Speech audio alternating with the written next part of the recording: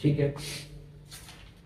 अपन मतलब किस आधार पे महानगर क्षेत्र कह सकते हैं किसी नगर को, ये थोड़ा बहुत अपन स्टार्ट में मोटा मोटा देखा था, लेकिन आज देखेंगे कि महानगर क्षेत्र कब होता है कोई। भाई यहाँ पे अगर मेट्रो कोई देखो मेट्रोपॉलिटन सिटी है, मतलब मेट्रो चल रही है तो ही मेट्रोपॉलिटन सिटी है, ऐसा भी कोई मानता है कि मेट्रो चल रही है या जयपुर में मेट्रो है इसलिए मेट्रोपॉलिटन सिटी है, ज्यादा मेट्रो है वो मेट्रोपॉलिटन सिटी, ऐसा कोई मानता है क्या? तो किस आधार पर? जनसंख्या के हिसाब से। हाँ, जनसंख्या के आधार पे महानगर क्षेत्र डिसाइड होता है। महानगर क्षेत्र के लिए किसी भी जो नगर है उसकी 10 लाख कम से कम जनसंख्या होनी जरूरी है। 10 लाख जनसंख्या होगी तब वो महानगर क्षेत्र बनेगा। 10 लाख से कम होने पे महानगर क्षेत्र वो नहीं बनेगा। ठीक है, 10 लाख जनसंख्या होगी तब राज्य सरकार के पास ये पावर है कि वो उसको महानगर क्षेत्र घोषित कर सकती है। ठीक है, 10 लाख तक अगर जनसंख्या है तो महानगर क्षेत्र घोषित करने की पावर किसके पास है? राज्य सरकार के पास। राज्य सरकार महानगर क्षेत्र घोषित कर सकती है।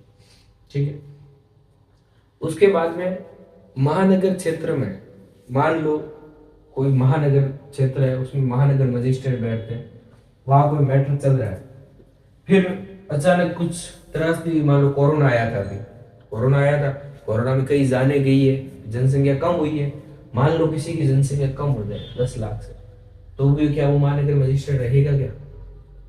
हटा दिया जाएगा, नहीं रहेगा वो, हटा दिया जाएगा। तो जो उसमें पहले से जो केस चल रहे थे उसका क्या होगा? मतलब मान लो कि महानगर क्षेत्र था पहले, इसलिए महानगर न्यायालय में केस दायर कर दिया, लेकिन अब जो केस है उसकी प्रोसीडिंग वगैरह महानगर क्षेत्र के न्यायालय में ही है, लेकिन अब वो महानगर नहीं रहा, तो क्या समझा? या तो हाई कोर्ट में जाएंगे या दूसरे महानगर में चले जाएंगे। किसी कोर्ट में नहीं जाएंगे, ऐसा माना जाएगा कि मानो वो अभी भी महानगर क्षेत्र है, जो पहले मैटर जो चल रहे हैं वो वहीं चलेंगे, उसी न्यायालय में चलेंगे, मानो कि वो महानगर अभी भी बना हुआ है और महानगर मजिस्ट्रेट की अधिकारिता होगी उसमें। समझ आई ना? ऐसा नहीं है कि अगर महानगर क्षेत्र है वो हट गया तो वो जो केस थे वो किसी अन्य न्यायालय में ट्रांसफर हो जाएंगे, ऐसा नहीं होता है। ठीक है, तो क्या माना जाएगा? ऐसा माना जाएगा कि जो महानगर क्षेत्र है वो अभी भी महानगर क्षेत्र बना हुआ है उन जो पुराने केसेस के लिए। नए जो केस जब से महानगर क्षेत्र हट गया है उसके बाद में जो कोई नए केस आएंगे उसको तो उसके हिसाब से चलेगा, जिस कोर्ट की जुरिडिक्शन होगी, जिस कोर्ट के पास पावर होगी उसके पास जाएगा मैटर। लेकिन जो पहले के मैटर है वो महानगर मजिस्ट्रेट के पास ही जाएंगे, वो कोर्ट महानगर मजिस्ट्रेट का कोर्ट ही कहलाएगा। ठीक है, अब 10 लाख जनसंख्या कम हो गई या किसी की कम थी 10 लाख हो गई, तो किसी को महानगर क्षेत्र में से हटाना या महानगर क्षेत्र बनाना, ये किसके पास पावर है? राज्य सरकार। हाँ, राज्य सरकार में। राज्य सरकार के पास ये पावर है जो महानगर क्षेत्र को हटा सकती है, किसी भी अगर कोई क्षेत्र है नगर का उसको महानगर क्षेत्र बना सकती है, ये पावर है राज्य सरकार। ठीक है, इसमें महानगर मजिस्ट्रेट जो अपन ने पढ़े वो बैठते हैं, उनकी अधिकारिता होती है मोटा मोटा महानगर क्षेत्र के लिए। ठीक है, जो अपन ने समझा कि पहला तो अपने को ध्यान रखना है कि कितनी जनसंख्या पे महानगर क्षेत्र बनेगा। 10 लाख की जनसंख्या पे पावर किसके पास है? तो राज्य सरकार के पास है। ठीक है, ये अपन ने नॉर्मल वे में समझा। अब बैरेक्ट क्या कहता है उसके बारे में अगर थोड़ा देखें तो वैसे तो बीएनएसएस अभी आ गया है, तो आप लोग देख लेना मोटा मोटा क्या बैरेक्ट कहता है। अभी अपन बीएनएसएस की तरफ बढ़ते हैं। ठीक है, तो सेक्शन 8 बीएनएसएस का है सेशन न्यायालय। ठीक है, सेशन न्यायालय। अब सेक्शन 8 सीआरपीसी का समझ में आ गया। सीआरपीसी का जो सेक्शन 8 है बीएनएसएस में सेक्शन कोई सेक्शन नहीं है। ठीक है, अब सेक्शन 8 बीएनएसएस का है सेशन न्यायालय। सेशन न्यायालय जो अपने दंड न्यायालय के प्रकार पढ़े उसमें से एक मुख्य न्यायालय है सेशन न्यायालय। उन दंड न्यायालयों में सेशन न्यायालय था, जो जिले का दांडिक न्यायालयों में मुख्य न्यायालय भी माना जाता है, जिले में सबसे ऊपर होता है।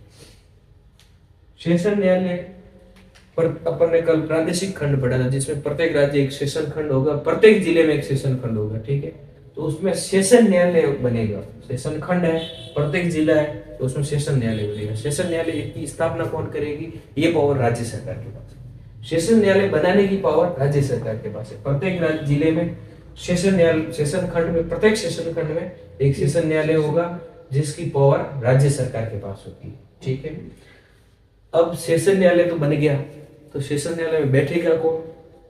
सेशन न्यायालय का पीठासीन होता है वो न्यायाधीश होता है। पीठासीन होता है जो न्यायिक सेवा वर्ग का संवर्ग का जो व्यक्ति होता है वही होता है पीठासीन। न्यायाधीश पीठासीन होता है। उसकी नियुक्ति क्या राज्य सरकार करती है? नहीं, अभी अपने हाईकोर्ट करती है, ठीक है, राज्य सरकार नहीं। उच्च न्यायालय सेशन न्यायाधीश होता है, उसकी नियुक्ति उच्च न्यायालय द्वारा की जाती है।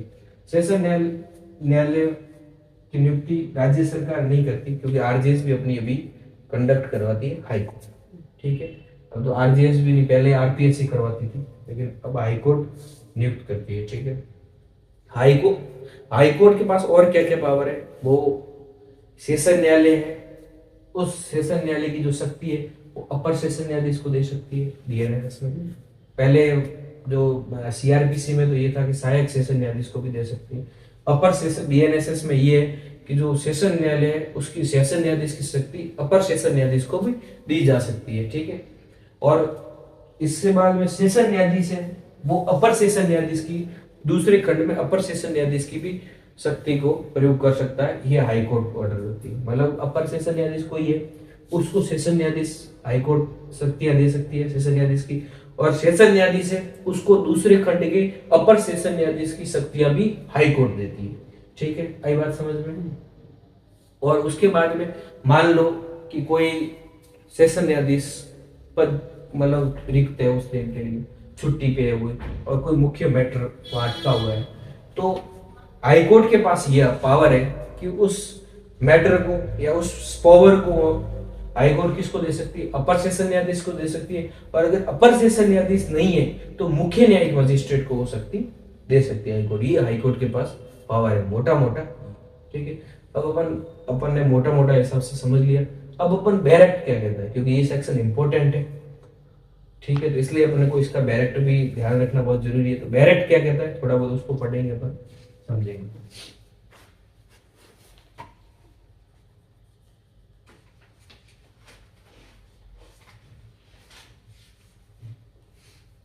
कोड ऑफ सेशन अपन समझ रहे थे, कोर्ट ऑफ सेशन, ठीक। The state government shall establish a court of session for every session division, ठीक है। The power of establishment of session court in high court vested in high court, okay. राज्य सरकार प्रत्येक session खंड के लिए एक सेशन न्यायालय स्थापित करेगी, जैसे अपन ने समझा। Every court of session shall be president or by a judge to be appointed by the high court. Appointed authority of a session judge is a high court. प्रत्येक सेशन न्यायालय में एक न्यायाधीश पीठासीन होगा जो उच्च न्यायालय द्वारा नियुक्त किया जाएगा, ठीक है। The high court may also appoint additional session judges to exercise jurisdiction in a court of session. High court have a power to transfer power to upper session न्यायाधीश। उच्च न्यायालय अपर सेशन न्यायाधीशों को भी सेशन न्यायालय में अधिकारिता प्रयोग करने के लिए नियुक्त कर सकता है। मतलब सेशन न्यायाधीश की जो पावर है उसको ट्रांसफर करने की शक्ति हाई कोर्ट के पास है। आई बात समझ में? चौथा पॉइंट ये कहता है कि द सेशन जज of one session division may be appointed by the high court to be also an additional session जज of another division, and in such case he may sit for the disposal of cases at such place or places in the other division as the high court may direct, ठीक है।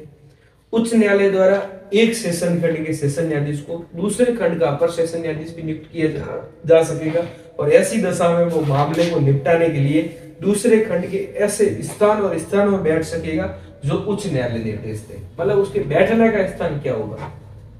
मान लो अपन यहाँ बैठे हैं लाल कोठी में, क्या जयपुर का सेशन न्यायाधीश यहाँ बैठेगा? नहीं, यहाँ बैठेगा। कहाँ बैठेगा? उसका निर्धारण हाईकोर्ट करेगी। राजस्थान हाईकोर्ट अगर कह दे कि यहाँ लाल कोठी में बैठना है तो सेशन न्यायाधीश लाल कोठी में बैठेगा। अगर अपनी क्लासरूम में बैठने के लिए अगर हाईकोर्ट डायरेक्शन दे दे तो सेशन न्यायाधीश अपनी क्लासरूम में बैठेगा, ठीक है। लेकिन सेशन न्यायाधीश के पास ये विवेकीय शक्ति भी है कि वो पक्षकारों की सहायता और सलाह के लिए, कि भाई सहूलियत के लिए, कि पक्षकारों को इससे सहूलियत होगी, उसके लिए वो कहीं पे भी अपनी बैठक कर सकता है। एक बार सेशन न्यायाधीश की बैठक तिहाड़ जेल में भी हुई थी, ठीक है, उसको विधिमान्य माना गया था।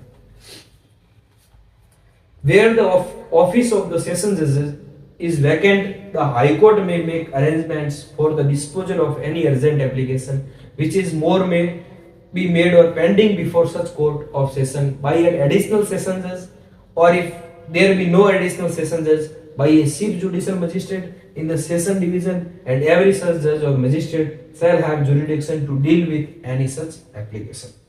जहाँ किसी सेशन न्यायाधीश का पद रिक्त होता है वहां उच्च न्यायालय किसी अति आवश्यक आवेदन के जो ऐसे सेशन न्यायालय के समक्ष किया जाता है या लंबित है किसी अपर सेशन न्यायाधीश द्वारा, और यदि अपर सेशन न्यायाधीश नहीं है तो सेशन खंड के मुख्य न्यायिक मजिस्ट्रेट द्वारा निपटाए जाने के लिए व्यवस्था कर सकेगा, और ऐसे प्रत्येक न्यायाधीश या मजिस्ट्रेट को ऐसे आवेदन पर कार्रवाई करने की अधिकारिता होगी। ये सारे जो पॉइंट अपन पढ़ रहे हैं इनको अपन ने समझ लिया है, पहले ही अपन डिस्कशन किया था। इसका छठा पॉइंट क्या कहता है कि the court of session shall ordinarily hold its sitting at such place or places as the High Court may by notification specify, but if in any particular case the High Court of Session is of opinion that it will tend to the general convenience of the parties and witness to hold its sittings at any other place in the session division, it may, with the consent of the prosecution and the accused, sit at that place for the disposal of the case or the examination of any witness or witnesses therein. Session न्यायालय सामान्यतः अपनी बैठक ऐसे स्थान और स्थानों पर करेगा जो उच्च न्यायालय अधिसूचना द्वारा विनिर्दिष्ट करे, किंतु यदि किसी विशेष मामले में सेशन न्यायालय की राय है कि सेशन खंड में किसी अन्य स्थान में बैठक करने के पक्षकारों और साक्षियों को सुविधा होगी तो वो अभियोजन और अभियुक्त की सहमति से उस मामले को निपटाने के लिए या उसमें किसी साक्षी या साक्ष्यों की परीक्षा करने के लिए उस स्थान पे बैठक कर सकेगा। जैसा अपन ने पहले समझा कि तिहाड़ जेल में भी एक बार सेशन न्यायालय की बैठक हुई थी, उसको विधि मान्य ठहराया गया।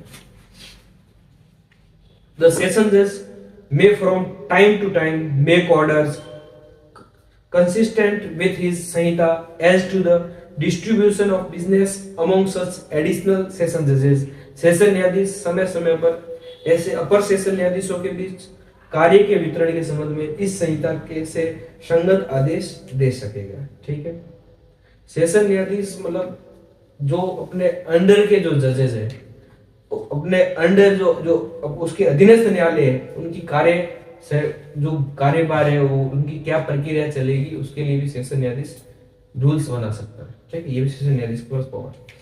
द सेशन जज may also make provision for the disposal of any urgent application in the event of his absence और inability to act by an additional session जज, और if there be no additional session जज by the chief judicial magistrate, and such judge or magistrate shall be deemed to have jurisdiction to deal with any such application.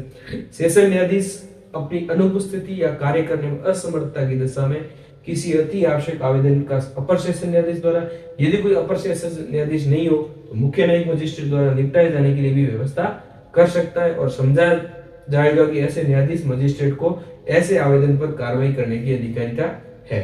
Explanation क्या कहता है, स्पष्टीकरण इसके साथ दे रखा है।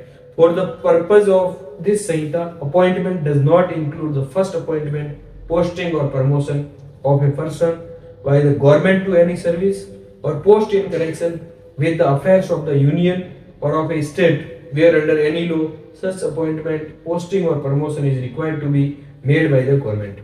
इस संहिता के प्रयोजनों के लिए नियुक्ति के अंतर्गत सरकार द्वारा संघ या किसी राज्य के कार्यकलापों के संबंध में किसी सेवा पद पर किसी व्यक्ति की प्रथम नियुक्ति, तैनाती, प्रोन्नति नहीं है, जहां किसी विधि के अधीन ऐसी नियुक्ति, तैनाती, प्रोन्नति सरकार द्वारा किए जाने के लिए अपेक्षित है।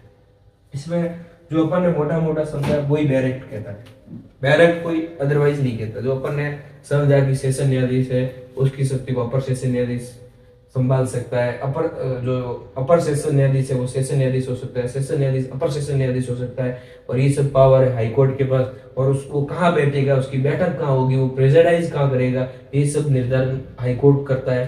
ठीक है, और अगर सेशन न्यायाधीश को सहूलियत लगे साक्षियों की, जो वहाँ पार्टियां हैं उनकी, तो वो कहीं पे भी बैठक करने की भी शक्ति रखता है। ठीक है, अमूमन जो सेशन कोर्ट बनी हुई है सभी डिस्ट्रिक्ट में वहाँ होती है। तो अपन ने बीएनएसएस में आज एक तो सीआरपीसी का सेक्शन पढ़ा, उसको भी आपको पढ़ना है, और एक ये सेक्शन पढ़ा, मतलब अपन ने सेक्शन 8 तक बीएनएसएस कर लिया, सेक्शन 9 तक अपन ने सीआरपीसी कर लिया। अपन कल संडे है, कल अपना फ्री डे है, ठीक है। कल आपको बहुत अच्छी तरह से इसको पढ़ना है और लिमिटेशन एक्ट को भी बहुत जितना पढ़ा है ना उसको पढ़ना है। अपन मेंस का टेस्ट टाइप में ले लेंगे मंडे को, ठीक है। रिटर्न टेस्ट लेंगे जिससे कि अपने को आगे रिटर्न में काम आए, ठीक है। अपन सेकंड क्लास लेंगे, ठीक। क्या है स्पष्टीकरण? क्या कहता है कि इस संहिता के प्रयोजनों के लिए नियुक्ति के अंतर्गत, मतलब इस संहिता के बीएनएसएस के लिए नियुक्ति के अंतर्गत सरकार द्वारा संघ या किसी राज्य के कार्यकलाप के संबंध में, मतलब संघ या राज्य के जो कार्यकलाप है, मतलब किसी कार्य के संबंध में किसी सेवा या पद पर किसी व्यक्ति की प्रथम नियुक्ति या तैनाती या प्रोन्नति नहीं है। मतलब कोई अगर किसी संघ या राज्य के कार्यकलाप के प्रयोजनों के लिए अगर कोई प्रथम नियुक्ति की गई है, वो सेशन न्यायाधीश नहीं माना जाएगा इस संहिता के प्रयोजन के लिए, ठीक। जहां किसी विधि के अधीन ऐसी नियुक्ति तैनाती प्रोन्नति सरकार द्वारा किए जाने के लिए अपेक्षित है, जो सरकार द्वारा नियुक्ति की जाती है ना, वो इसके लिए सेशन न्यायाधीश के रूप में नहीं मानी जाएगी। सेशन न्यायाधीश नियुक्त कौन करती है? High court. ये कहता है स्पष्टीकरण, जो प्रथम नियुक्ति प्रोन्नति की गई है वो सेशन न्यायाधीश के रूप में नहीं मानी जाएगी। आई बात समझ? सरकार नहीं करे, हाई कोर्ट करेगी, ठीक है।